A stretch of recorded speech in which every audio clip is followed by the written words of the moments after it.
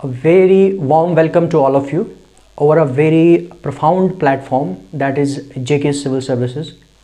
So again, this is your teacher advocate Samiullah Deng.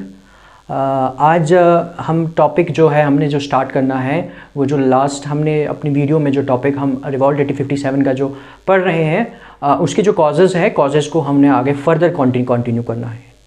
Okay, so without any sort of delay let's move on. अब हम जो आज का जो topic हम जो स्टार्ट कर रहे हैं आज का जो टॉपिक है हमारा वो है कॉजेज़.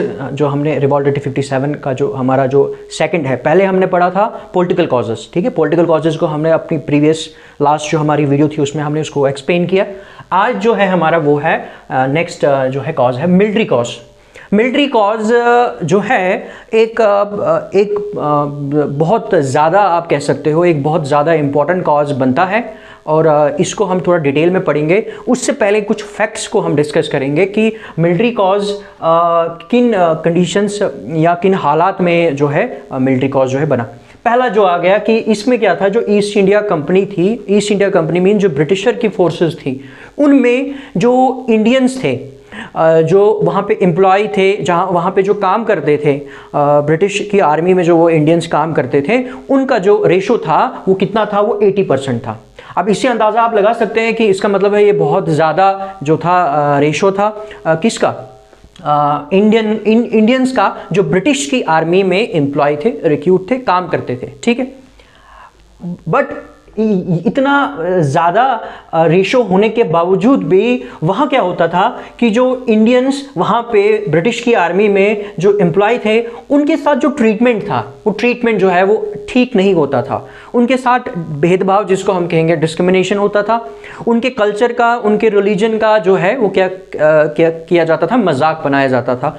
और उनके साथ जो ट्रीटमेंट था और जो ट्रीटमेंट उनके साथ जो उनके ऑफिसर्स जो है वो अच्छा नहीं करते थे. और अगर हम सैलरी की बात करें, रैंक्स की बात करें, पोजीशंस की बात करें, वो भी उनको उस हिसाब से नहीं दी जाती थी जिस हिसाब से जो यूरोप के जो सोल्जर्स थे, जो उसी से ब्रिटिश की आर्मी में जो रिक्रूट थे, एम्प्लॉय थे, उनके रैंक की अगर उनकी बात करें या उनकी सैलरी की बात करें, वो इंडियन से जो है ज़्यादा था, उनको ज़्यादा दिया जाता था. हाँ, सैलरी भी ज़्यादा दी जाती थी और रैंक के लिए भी उनको अच्छा खासा जो है वो पोजीशंस दी जाती थी. इंडियंस को ये चीज़ें नहीं दी जाती थी. किन इंडियंस को, वो इंडियंस जो ब्रिटिश की आर्मी में जो है एम्प्लॉय थे उस टाइम पे. ठीक है, अब इसका मतलब है कि ये कंडीशंस बन गई और इन कंडीशंस की वजह से यहाँ पे क्या हुआ कि वो जिनको हम यहाँ पे कहेंगे, आप यहाँ पे नोट कर लीजिए कि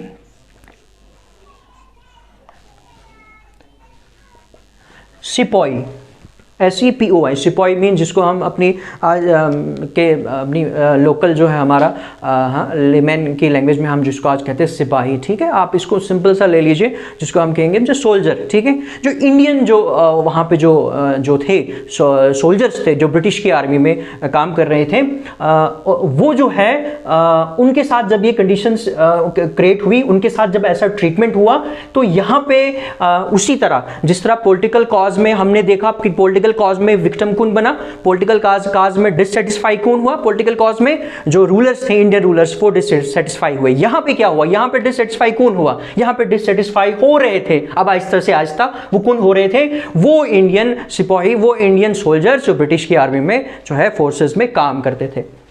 ठीक है, यहां तक समझ आ गया. अब यहां पे जो असली जो ट्रिगर जो स्टार्ट हुआ, जो असली जो म्यूटिनी का मतलब है गदर. म्यूटिनी मींस गदर, रिवॉल्ट, प्रोटेस्ट. ठीक है, अब ये जो रिवॉल्ट जो ये यहाँ पे जो प्रोटेस्ट जो ये गदर जो किया, म्यूटिनी जिसको हम ये कहते हैं कि जो म्यूटिनी जो स्टार्ट हुई, जो गदर स्टार्ट हुआ, प्रोटेस्ट स्टार्ट हुआ, अपोज जो उन्होंने करना स्टार्ट कर दिया, किन उन्हें इंडियन जो है सोल्जर्स जो ब्रिटिश की आर्मी में जो है काम करते थे, एम्प्लॉय थे. तो उन्होंने क्या किया, उन्होंने जो है ज़्यादा जो है पहले ये कंडीशंस तो उनके साथ ये कंडीशंस तो थी वहाँ पे, ये प्रिवेल कर रही थी ये कंडीशंस, उनकी जो है उनके साथ ट्रीटमेंट अच्छा नहीं था. बट जो ज़्यादा जो हो गया हाँ, जिसको हम कहते हैं आग में घी डालने का जो काम हुआ वो किसकी वजह से, जो ट्रिगर दबा है, जो गदर जो स्टार्ट हुआ वो किसकी वजह से हुआ, वो हुआ एक इंसिडेंट, जो एक सबसे इंपॉर्टेंट इंसिडेंट जिसको हम कहते हैं ग्रीस्ड कार्ट्रिजेस इंसिडेंट। ठीक है, तो आपको ये ग्रीस्ड कार्ट्रिजेस इंसिडेंट जो है ये अंडरस्टैंड करना है, और ये मैं थोड़ा डिटेल में अभी पढ़ाऊंगा। ठीक है, कि ग्रीस्ड कार्ट्रिजेस इंसिडेंट एक्चुअली क्या था और इससे ऐसा क्या हुआ कि जो है यहां पे इन्होंने जो सोल्जर्स थे इन्होंने जो है क्या कर दिया, इन्होंने जो है गदर किया, प्रोटेस्ट किया, किसके खिलाफ, ब्रिटिशर्स के खिलाफ। ठीक है, यहां पे एक एग्जांपल मैं आपको थोड़ा सा ले लूंगा। यहां पे मैंने ये बनाया हुआ है कि एक्चुअली जो कार्ट्रिज था, जिसको हम कार्ट्रिज कहते हैं, कार्ट्रिज आ गया ये। ठीक है, उस टाइम में ब्रिटिशर्स ने क्या किया था कि एक राइफल इंट्रोड्यूस किया था। ठीक है, और ये राइफल एक्चुअली किस टाइम में ब्रिटिशर्स ने इंट्रोड्यूस किया था, एक्चुअली 1853 के टाइम में। इसको हम कहते हैं एनफील्ड पैटर्न बेस्ड जो है एनफील्ड पैटर्न 1853 राइफल जो है वो इंडिया में इंट्रोड्यूस किया। ठीक है, तो इन्होंने पहले भी कुछ वॉर्स में जो है इसको लाया था इस डेट में, तो इंडिया में इन्होंने क्या किया 1857 के टाइम में उसको जो है इंट्रोड्यूस किया। ठीक है, अब इन्होंने जब इसको इंट्रोड्यूस किया, उसके इंट्रोड्यूस करने से क्या हुआ कि इसमें ऐसा क्या यूनिक फीचर था जिसकी वजह से इतना शोर शराबा हुआ, जिसकी वजह से इन्होंने प्रोटेस्ट करना स्टार्ट कर दिया। हाँ, यहां पे आपने ध्यान में रखना है कि ये आ गया कार्ट्रिज। ठीक है, यहां पे क्या करते थे, इसका जो ये वाला पोर्शन है, ये जो पेपर है, ठीक है, उसके बाद यहाँ पे हम देखें पाउडर आ गया, और उसके बाद ये जो बीच में है ये वाला एरिया, ठीक है, ये वाला एरिया आप देखेंगे ये बुलेट है। ठीक है, वो अब यहाँ पे क्या होता था कि ये इस एरिया को, ठीक है, इस वाले एरिया को इन्होंने क्या किया था, ग्रीस्ड किया हुआ था। ग्रीस्ड मींस जैसे कोई लुब्रिकेंट होता है, या जैसे हम उसको जिसको कहते हैं हम मलना। ठीक है, मलना, ग्रीस्ड मींस मला हुआ। ठीक है, अब ये ग्रीस्ड किया हुआ था। ठीक है, ये लुब्रिकेट किया हुआ था। लुब्रिकेट किया हुआ था किस चीज से लुब्रिकेट किया हुआ था, ग्रीस्ड किया हुआ था किस चीज से मला हुआ। उसके बाद जब इसको वो बाइट करने के बाद जब ये जो उसको उठा दिया जाता था, उसके बाद यहां से क्या है, बुलेट जो है इसमें डाला जाता था। ठीक है, इसमें यहां से जो है इसका जो एंड है, ठीक है, इसमें डाला जाता था, और उसके बाद जब इसमें डाला जाता था देन पाउडर भी उसमें चला जाता था, और उसके बाद इनके पास एक रॉड होता था जिसको हम कहते हैं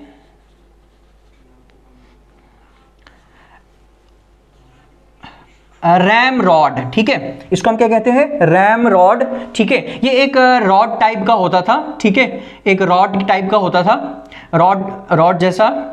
तो उसमें क्या करते थे, उसके थ्रू जो है बुलेट और बाकी जो है ये पाउडर को जो है वो क्या करते थे, इस साइड से, इस ओपनिंग से उसको क्या करते थे, अंदर धकेलते थे। ठीक है, आपने याद रखना है रैम रॉड। ठीक है, रैम रॉड का इस्तेमाल करते थे किसमें, राइफल में, ताकि ये जो है ये बाइट किया है उसको जो है रैम रॉड के थ्रू अंदर डाला जाता था, देन उसके बाद जो है फायर किया जाता था। ठीक है, इस तरीके से जो सारी कहानी, जो सारी जो इंसिडेंट जो हुआ वो किसकी वजह से, मैंने आपको पहले कहा कि वो ग्रीस्ड था, वो मला हुआ था। ठीक है, अब किससे मला हुआ था, ठीक आ गया लार्ड फैट, पॉर्क फैट या पिग की चर्बी। इसका मतलब है कि पिग की चर्बी और काऊ की चर्बी, ठीक है, उससे क्या हुआ, किया गया था, ये वाला एरिया जो था, ये वाला एरिया उससे क्या किया गया था, ग्रीस्ड किया हुआ था। ठीक है, उससे इसको लुब्रिकेट किया हुआ था, मला हुआ था। ठीक है, अब और इसी की वजह से इस कार्ट्रिज को क्या कहा जाता है, इस कार्ट्रिज को टालो एंड लार्ड ग्रीस्ड कार्ट्रिजेस भी कहा जाता है। ठीक है, टालो एंड लार्ड ग्रीस्ड कार्ट्रिजेस भी कहा जाता है। ठीक है, यह आपको अंडरस्टैंड हो गया यहां पे। अब इसका मतलब यह है कि ब्रिटिशर ने यह सब क्यों किया, why they introduced such sort of, और we can say this sort of Enfield rifle, उन्होंने क्यों इंट्रोड्यूस की, क्या उनकी एक्चुअली उनका मोटिव क्या था, यहाँ पे मकसद क्या था उनका ये इंट्रोड्यूस करने का। एक तो आया कि यहाँ पे भाई ये कंडीशंस तो बन रही है, उससे जो ये थे, ये इंडियन जो सोल्जर्स थे, इंडियन सोल्जर्स थे, ठीक है, ये तो हमें पता है कि they are not satisfied with Britishers. ठीक है, बिकॉज ऑफ ऑल दिस। ठीक है, बट मैंने आपको कहा कि आग में घी डालने का काम कब हुआ, आग में घी डालने का काम तब हुआ कि जब इन्होंने ये एनफील्ड 1853 राइफल इंट्रोड्यूस किया इंडिया में। अब मुझे एक चीज आप यहां बताएंगे कि इनका मकसद क्या था ये सब करने का, और ये हम सबको पता है कि अगर इन्होंने काऊ की चर्बी और पिग की चर्बी का इस्तेमाल किया है, इसका मतलब ये है कि इससे वो इंडियंस, वो community, for example Hindu community and Muslim community, उनके रिलीजियस सेंटिमेंट्स क्या हुए, वो जो है उनके रिलीजियस सेंटिमेंट को क्या हुआ, उनको जो है वो दुख पहुंचा। उनके रिलीजियस सेंटिमेंट जो है वो क्या हो गए, वो उनको दुख पहुंचा। उनके रिलीजियस सेंटिमेंट को क्यों पहुंचा, क्यों?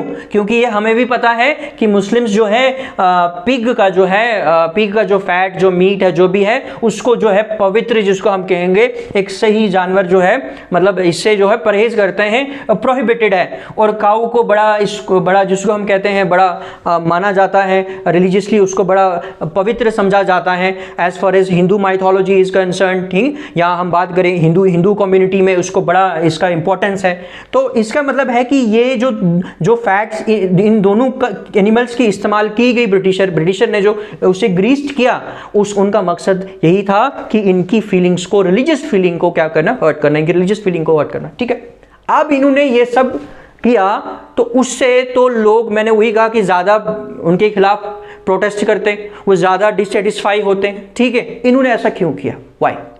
तो मैं ये अब फर्दर आगे बताऊंगा कि एक्चुअली इन्होंने ये सब क्यों किया, इनको क्या जरूरत पड़ी थी कि हालात को और ख़राब करते हैं। क्यों? क्योंकि ब्रिटिशर्स की हमेशा कोशिश यही थी, ब्रिटिशर की हमेशा कोशिश यही थी कि कोई भी हाल जो है कंडीशन हो, उसको क्या करे, वो उसको पैसिफाई करें। पैसिफाई मतलब कि शांति के साथ उसको क्या करें, उसको जो है सॉल्व करें। और वो कभी भी रूल नहीं कर पाते अगर डिसऑर्डर होता, क्योस होता है, सोशल डिसऑर्गेनाइजेशन होता है, तो वो कभी भी ब्रिटिशर्स जो है पीसफुली रूल नहीं कर पाते। तो उनका हमेशा मकसद क्या था कि प्रॉफिट के साथ साथ हमें क्या रखना है, हमें चीज़ों को पैसिफाई भी करना है, नॉर्मल रखना है। बट इससे तो इन्होंने क्या कर दिया, इन्होंने तो हालात को और खराब कर दिया।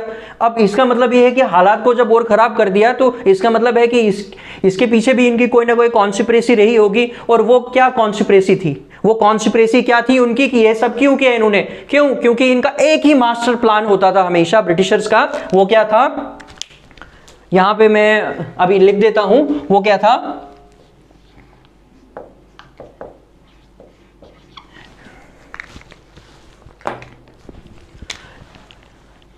Divide and rule policy. Divide and rule policy, divide and rule policy, ये ब्रिटिशर्स का क्या था, ये ब्रिटिशर का मास्टर प्लान था।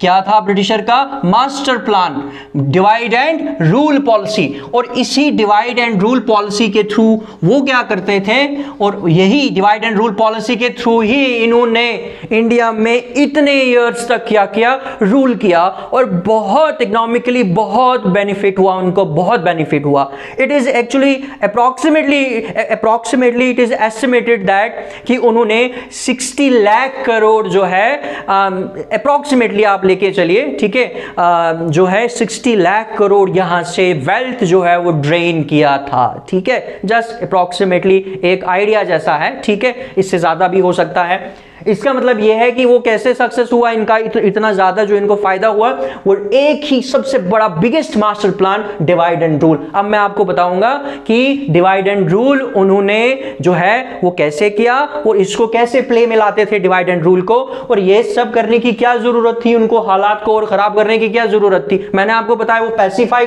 करते हैं, पीसफुली उनको खुश रखते इंडियंस को, उससे आसानी से वो रूल करते। इन्होंने हालात को क्यों इतना खराब कर दिया? ठीक है, और हालात को इसलिए खराब कर दिया क्योंकि ये जो इंसिडेंट था, इनका जो tallow and Lord greased cartridge को इंट्रोड्यूस करने का इनका मकसद क्या था, किसका मकसद, इसके पीछे क्या पॉलिसी थी? इसके पीछे ये वाली पॉलिसी थी, डिवाइड एंड रूल पॉलिसी। तो हम अब पढ़ेंगे आगे, इसमें कंटिन्यू करेंगे कि डिवाइड एंड रूल पॉलिसी उन्होंने कैसे डिवाइस की। ठीक है, सो अब ये जो टॉपिक है हमारा, हम इस टॉपिक पे थे। अब मैं ये कह रहा था कि यहाँ पे इन्होंने इस चीज़ को इंट्रोड्यूस क्यों की, उसके लिए आप लोगों को ये चीज़ ध्यान में रखनी है कि ब्रिटिशर ने क्या किया था। ब्रिटिशर का जो मास्टर प्लान था, मैंने आपको बताया था, उनका मास्टर प्लान था डिवाइड एंड रूल पॉलिसी। अब डिवाइड एंड रूल पॉलिसी को ये अप्लाइड कैसे करते थे, उसको डिवाइस कैसे करते थे, उसको प्ले में कैसे लाते थे, उसका इस्तेमाल कैसे करते थे, डिवाइड एंड रूल। इसका मतलब यह है कि सिंपल सा अगर आप ध्यान से इसको समझेंगे कि किसी चीज़ को पहले क्या करना, डिवाइड करना, और जब उस चीज़ को हम जब डिवाइड कर लेते हैं उसके बाद उसके आसानी हो जाती है उसके ऊपर रूल करने में। इसका मतलब है कि इंडिया में कौन सी ऐसी चीज़ थी जिसको ब्रिटिशर ने पहले डिवाइड किया और डिवाइड करने के बाद आसानी से रूल किया। जैसे यूनाइट रहेंगे तो हम एक कंसोलिडेटेड फोर्स बनते हैं, अगर हम बिखरे रहेंगे, अगर हम टूट जाते हैं, यूनाइट हो जाते हैं, तो हम वीक हो जाएंगे, और जब वीक हो जाएंगे तो कोई दूसरी फोर्स हमारे ऊपर आसानी से हावी हो सकती है, हमें आसानी से डोमिनेट कर सकती है। अब यहां पे ब्रिटिशर ने क्या किया कि ब्रिटिशर ने सबसे पहले क्या देखा कि इंडिया में जो सबसे बड़ी फोर्स है, जो सबसे बड़ी ताकत जो है वो क्या है, वो हिंदू और मुस्लिम की यूनिटी है। हिंदू और मुस्लिम की यूनिटी ही सबसे बड़ी क्या है, सबसे बड़ी फोर्स है। वो कैसे हैं कि उनका आपस में इकट्ठा रहना, जिसको हम पढ़ते हैं यूनिटी, इंटीग्रेशन और feeling of oneness. Feeling of oneness का मतलब ये आ गया कि डिफरेंसेस होने के बावजूद भी, रिलीजन के ऊपर डिफरेंस हो, कास्ट के ऊपर डिफरेंस हो, लैंग्वेज के ऊपर डिफरेंस हो, एरिया के ऊपर डिफरेंस हो, कल्चर के ऊपर डिफरेंस हो, डिफरेंसेस के बावजूद भी वो हिंदू मुस्लिम दो डिफरेंट कम्युनिटीज में बहुत ज़बरदस्त क्या था, फीलिंग ऑफ वननेस था, बहुत ज़बरदस्त जो है इंटीग्रेशन था, बहुत ज़बरदस्त जो है यूनिटी थी। और इसके मतलब है ये एक बहुत बड़ी फोर्स थी, और ये फोर्स जो है ब्रिटिशर के लिए बहुत मुश्किल था रूल करना। क्यों? क्योंकि इस फोर्स के बिना, इस फोर्स के होने की वजह से, जब तक ये फोर्स वहाँ है तब तक ब्रिटिशर रूल नहीं कर सकते, और जब ये फोर्स नहीं रहेगी तो ब्रिटिशर के लिए क्या होगा, आसान होगा ब्रिटिशर के लिए रूल करना। इसीलिए यहाँ पे क्या है कि इन्होंने क्या किया कि इन्होंने पहले क्या किया कि इन्होंने ये इसी फोर्स को, इनकी यूनिटी को, इनके इंटीग्रेशन को, इनकी फीलिंग ऑफ वननेस को क्या कर दिया, ब्रेक कर दिया। उसको क्या कर दिया, ब्रेक कर दिया, और जब ब्रेक कर दिया, डिवाइड कर दिया, फिर आसानी से क्या करने लगे, रूल करने लगे। अब यहां पे हम देखेंगे कि मैंने आपको बताया कि अब ये जब चीजें होंगी, इनसे क्या होगा, इनसे ये होगा कि आपसी कॉपरेशन रहेगा, आपसी कोऑर्डिनेशन रहेगा, आपसी क्या रहेगा, अंडरस्टैंडिंग रहेगी, mutual cooperation, mutual coordination, mutual understanding रहेगी। और इस सब से क्या होगा, देखिए ना, अब ये एक चीज है, अगर ये इस चीज से क्या होगा, ये चीज आएगी, ठीक है। और जब ये सारी चीजें आएंगी, इकट्ठा रहेंगे, इकट्ठा एक दूसरे को समझेंगे, डिफरेंसेस होने के बावजूद भी, ठीक है। Here I am talking about Hindu Muslim unity, ठीक है। डिफरेंसेस तो रहेंगे ना, डिफरेंसेस देखो, मैं हमेशा आपने एक चीज को ध्यान में रखना है कि differences are always there, differences are always there, कि कोई भी चीज जो है वो एक जैसी जो है नहीं होती है, डिफरेंसेस रहते ही रहते हैं। आप कभी भी ऐसी सोसाइटी नहीं देख सकते हो जहां पे जो सोसाइटी क्या हो, आपको लगेगा society homogeneous society. We can not expect और presumed society which is a classless society or a homogeneous society, कभी नहीं हो सकता। सोसाइटी हमेशा क्या रहेगा कि सोसाइटी में हमेशा डिफरेंसेस रहेंगे ही रहेंगे।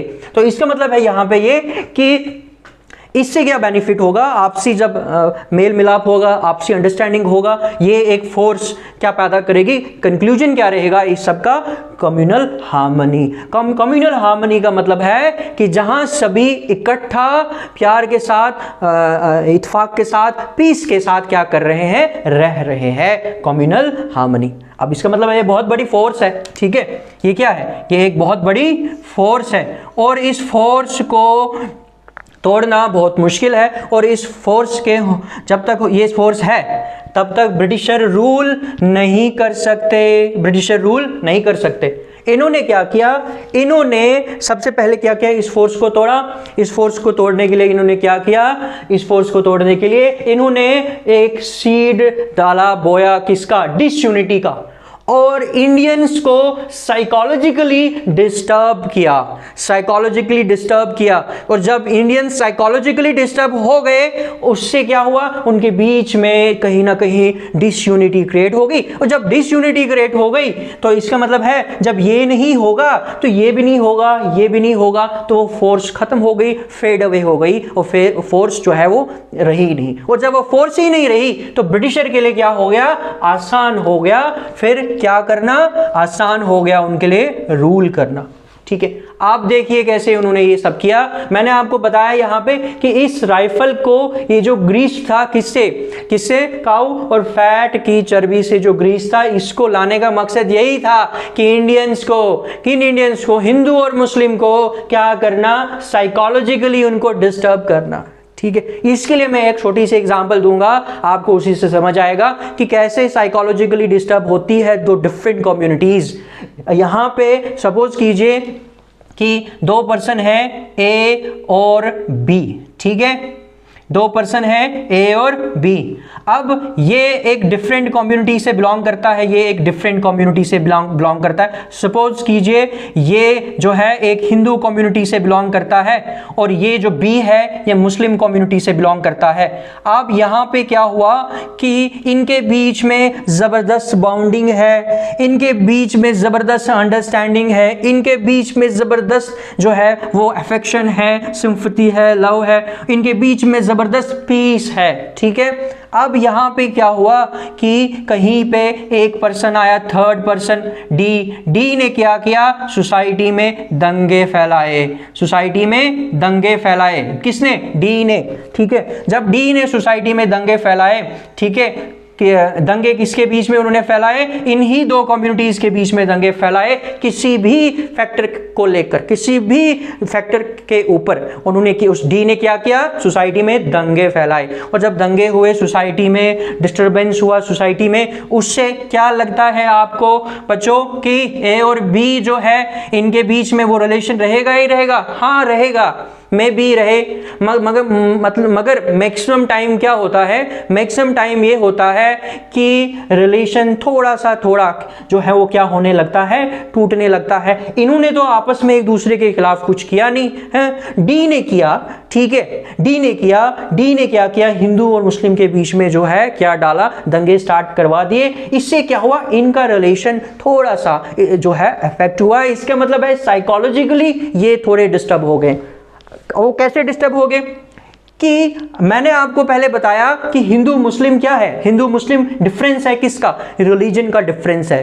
मगर जैसे सपोज कीजिए हम क्रिकेटर्स को फॉलो करते हैं, स्पोर्ट्स जो मैन होते हैं उनको फॉलो करते हैं, सिंगर्स को फॉलो करते हैं, या किसी से हम बहुत इंस्पायर होते हैं, कोई भी पर्सन है। ठीक है, चाहे वो कोई लीडर हो, चाहे वो कोई भी पर्सन हो, हम उससे क्या होते हैं, या कोई पॉलिटिकल फिलोसोफर हो या कोई राइटर हो, हम उससे क्या होते हैं, बहुत मुतासिर होते हैं, इंस्पायर होते हैं, हम उसको फॉलो करते हैं। ठीक है, बट हम कभी इस चीज़ के ऊपर ध्यान नहीं देते हैं कि weather he is from a different religion, वो उसका लैंग्वेज क्या है, उसका कास्ट क्या है, उसके सेक्स क्या है, उसका एरिया कौन सा है, वो किस जो है किस कलर का है, वो ब्लैक है, वाइट है, या वो उसका नाम क्या है। नाम से ही हम डिनोट करते हैं कि वो, उससे पता चलेगा कि वो किस रिलीजन का है। नहीं, हम इन चीज़ों को, इन डिफरेंसेस को हम कभी प्रेफरेंस नहीं देते हैं।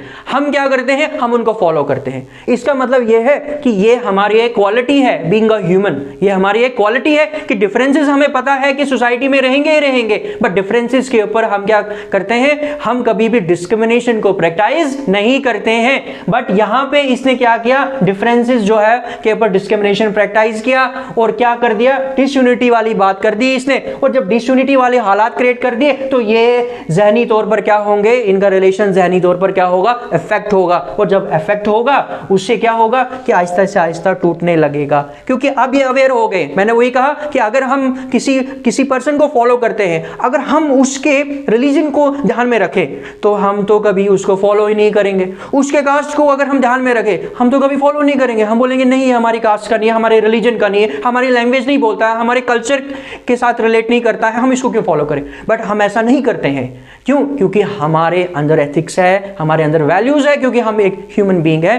बट यहां पे क्या हुआ कि यहां पे इसने क्या किया, इसने एक इविल फोर्स का काम किया, डी ने एक इविल फोर्स का काम किया, और जिसकी वजह से इनके बीच में यूनिटी जो थी ये खत्म हो गई, टूट गई, साइकोलॉजिकली डिस्टर्ब हो गए। और जब साइकोलॉजिकली डिस्टर्ब हो गए तो ये फोर्स जो थी वो क्या हो गई, वीक हो गई। और जब ये फोर्स वीक हो गई तो ब्रिटिशर के लिए आसान हो गया रूल करना। और वही क्या था, वही ये था, इस मकसद था इसका क्या करना, इसका इंट्रोड्यूस कराने का मकसद इनका यही था कि जहनी तौर पर इनको क्या करें, हम क्या करें, जहनी तौर पर इनको डिस्टर्ब करें, ठीक है, इनको अवेयर कराएं कि भाई फैट, पिग का फैट, काऊ का फैट लाने का मकसद ये था कि इनको अवेयर कराएं कि ये डिफरेंट जो है रिलीजन के लोग हैं, डिफरेंट कम्युनिटी के लोग हैं। कहने का मतलब है कि इन्होंने क्या किया, डिफरेंस को प्रैक्टिस किया, शो किया। उससे क्या हुआ कि उनके बीच में थोड़ा डिस्टर्बेंस क्रिएट हुआ, और डिस्टर्बेंस जब क्रिएट हुआ उससे क्या हो गया कि ये फोर्सेस वीक हो गई। जब ये फोर्सेस वीक हो गई तो उनके लिए आसान हो गया रूल करना।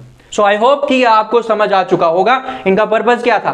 क्योंकि मोस्टली क्या होता है कि बच्चे क्या करते हैं, ग्रीस कार्ट्रिज इंसिडेंट का जो है उसको रूट मेमोराइज कर लेते हैं, ये हुआ था, ऐसे ग्रीस किया था, इसको इंट्रोड्यूस किया था, मगर उन्हें ये कभी समझ ही नहीं आता है पॉइंट कि भाई ब्रिटिशर ने ये चीज़ें करने से, तो मैंने आपको बताया ज़्यादा जो है वो हालात ख़राब हुए उस इससे तो ब्रिटिशर को नुकसान होता है ये चीज़ इंट्रोड्यूस करने से।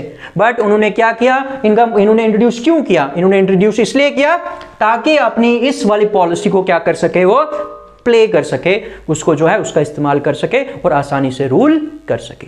ठीक है, सो आई होप कि ये आपको समझ आ चुका होगा। ठीक है।